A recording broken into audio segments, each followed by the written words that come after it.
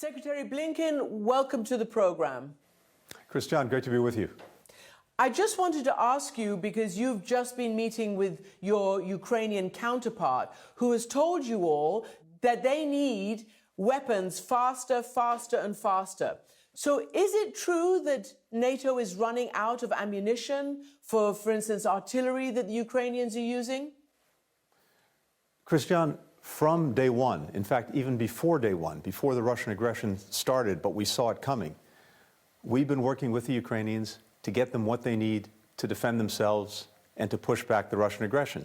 And every step along the way, in consultation with them, in consultation with allies and partners, we've adjusted as the nature of the aggression has shifted to make sure that they were getting into their hands as quickly as possible exactly what they needed to deal with Putin's war.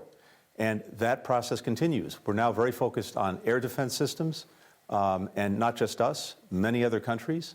And we're working to make sure that the Ukrainians get those systems as quickly as possible, but also as effectively as possible, making sure that they're trained on them, making sure that they have the ability to maintain them.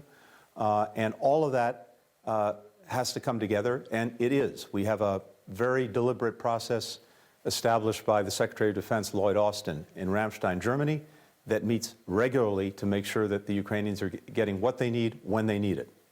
So let me ask you then about the somewhat confusion from the Pentagon and from you all at NATO regarding American Patriots. As you say, they definitely need anti-air defense systems. And clearly you must think that they need more as Putin ratchets up his missile attack and his missile wars against cities. So will the United States give Patriot systems? And if not, why not?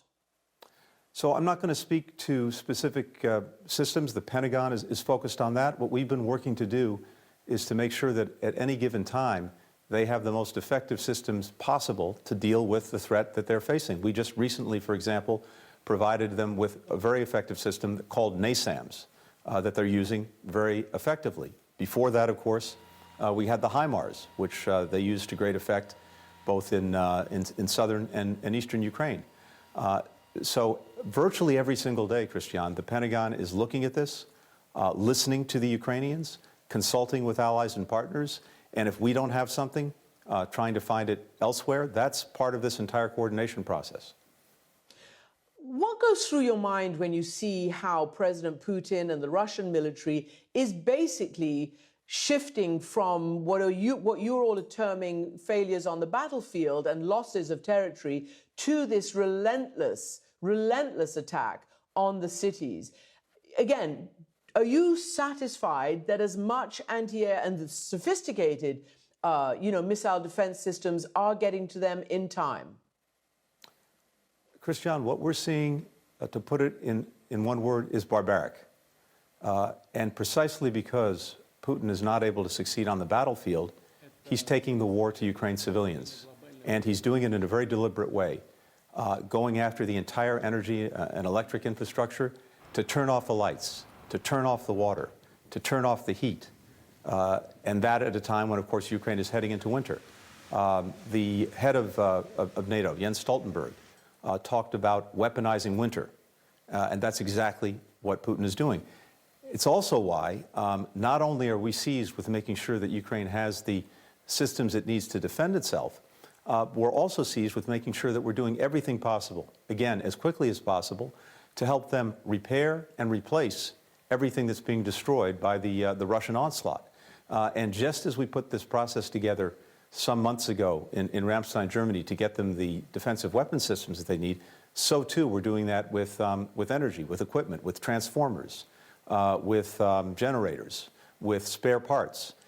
We met here in Bucharest, not just with NATO allies, but with the G7 countries and some other countries, to put in place a very coordinated process to make sure that as fast as we can, we're getting Ukraine what it needs to get through the winter, to make sure that men, women, children are not literally freezing to death. We heard from Foreign Minister Kuleba, my friend and counterpart, who just came from Kyiv, and described for all of the ministers here what life is like under this Russian onslaught.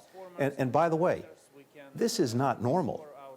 This is the brutalization of a country and directly attacking everything its civilians, its citizens need to simply survive.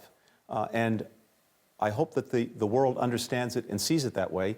We are seized with this, and we're acting on it to get Ukraine everything we possibly can to get through the winter. So just one last question then on this issue of weaponry and what they need. You know, the New York Times has reported that you all at NATO are considering investing in, for instance, Slovakia, the Czech Republic, Bulgaria, factories that have made Soviet-era ammunition for artillery that apparently Ukraine is mostly using. Is that correct?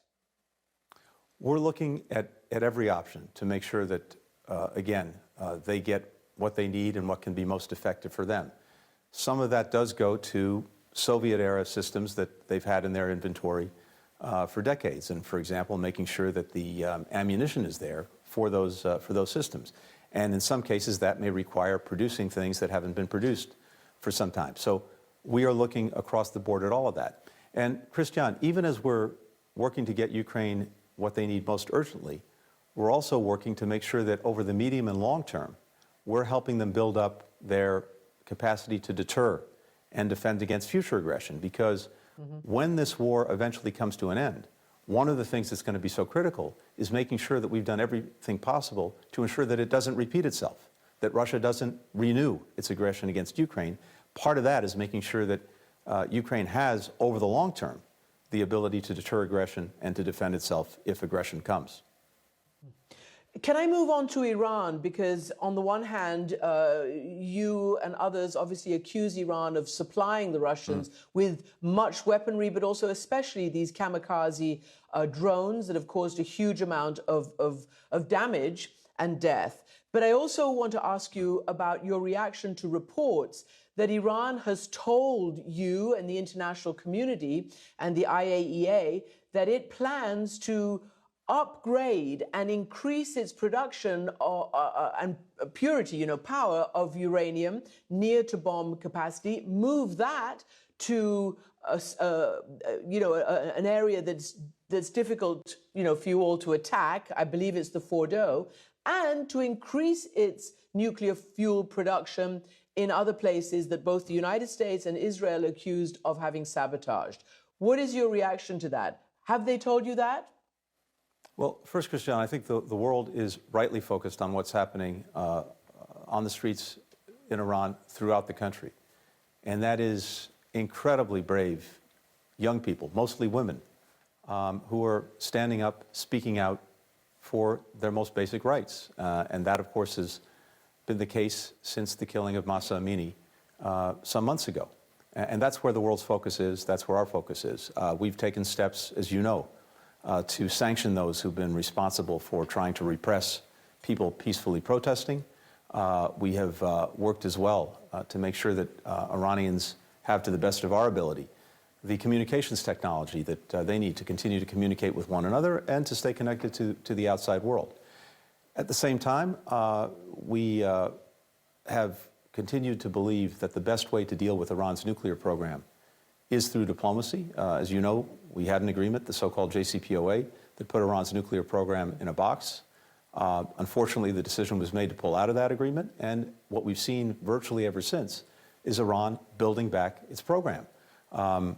We've been very clear with them, and not just the United States, but others, including European partners, that they should not take additional steps to increase their nuclear capacity, including by enriching to higher levels. And if they pursue that direction, we'll be prepared to respond. Your next trip is to China. I believe it's going to be your first such trip as Secretary of State. And President Biden has been, and he was trying to, as he said, lower the temperature and make sure that we don't enter a new Cold War. But I want to ask you, given what China did along with Saudi Arabia to block any meaningful word on fossil fuels and emissions at COP27, and the fact that, all they pretty much talk about in terms of international relations are security and Taiwan. If they're not going to play ball on climate, and if they're angry about Taiwan, and particularly Nancy Pelosi's visit, what is it that you all have to talk about? What can you hope to get out of visiting China? Well, First, Christian, President Biden and President Xi had, I think, an important meeting in Bali, and one that was productive in the sense that it's vitally important that we communicate clearly and directly to one another about our interests, about our intentions, about our policies, precisely because we're in a competition with China, the potential for miscommunication, for not at least understanding what each other is trying to do, that's something we have to guard against. And that's necessary, particularly if, as President Biden has said, we want to ensure that the competition we're engaged in does not veer into conflict. No one has an interest in that. So first and foremost, the trip that I'll take early next year is about continuing that communication, making sure that we have lines of communication that are open, that are clear, even when we disagree, and indeed disagree profoundly.